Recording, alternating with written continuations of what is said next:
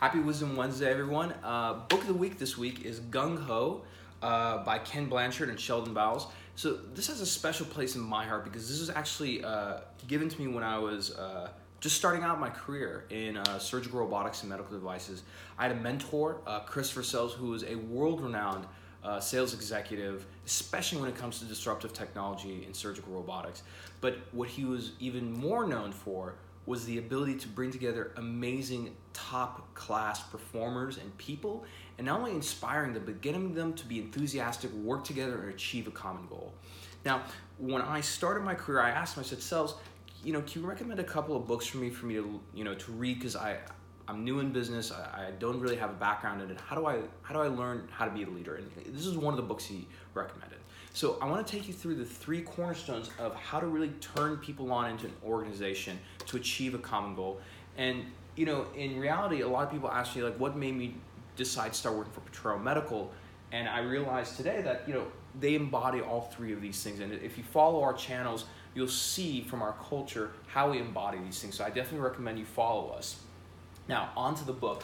So the 3 cornerstones of Gung Ho are these: Spirit of the Squirrel, the Way of the Beaver, and the Gift of the Goose. So what does that mean?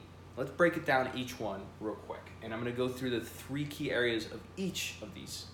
So Spirit of the Squirrel has to do with worthwhile work. Worthwhile work means that your people have to know that what you're doing is going to make an impact in some way, shape, or form in the world. The world will be better off with this. Secondly, everyone is going to have different goals, but the whole organization is going to be moving towards a shared goal that everyone understands. And the third part is that your values that you instill in the organization are really going to guide the decisions, the thoughts, and the actions that people take, so that everyone, even if they don't have their direct manager involved, they can refer back to the values and say, you know what, based on our values, this is the decision we make. Now, second part, Way of the Beaver, has to do with being in control of achieving those goals.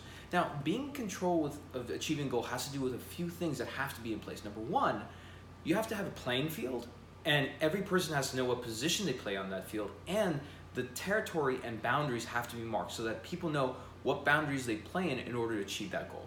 Now, the second thing is that as people progress and get more in control of achieving their goals, their thoughts, their feelings, their desires, all those things have to be taken in consideration, and they need to be respected, and more importantly, acted upon. So, the ability to listen to your people as a leader is really important, and more importantly, acting on those things. And the last part about Way of the Beaver is that everyone is able to achieve those goals, but they're challenged. So it's something that is attainable, but you have to put it far enough so that you get the best out of yourself and out of your team. Now, the last part, the Gift of the Goose, is cheering each other on. But cheering each other on is something that a lot of people don't really think too deeply about, that it's maybe just a congratulations in the hallway, but it's much more than that. So first, there's active and passive ways of cheering each other on and congratulating each other.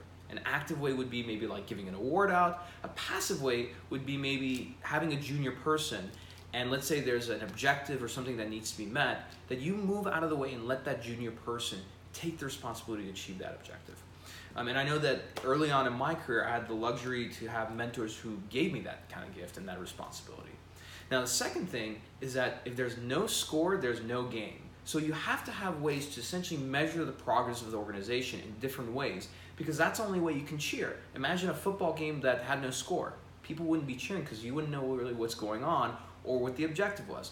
And the last part is a formula that I wrote out for y'all called E equals MC squared, which is enthusiasm equals mission times cash and congratulations.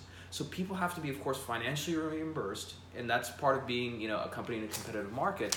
But more importantly, you have to congratulate them, you have to celebrate their wins, and there has to be a cohesive mission that everybody understands and gets on board for.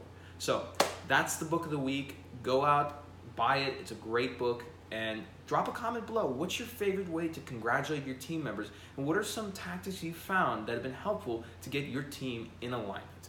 I'll see you next week. Have a great evening.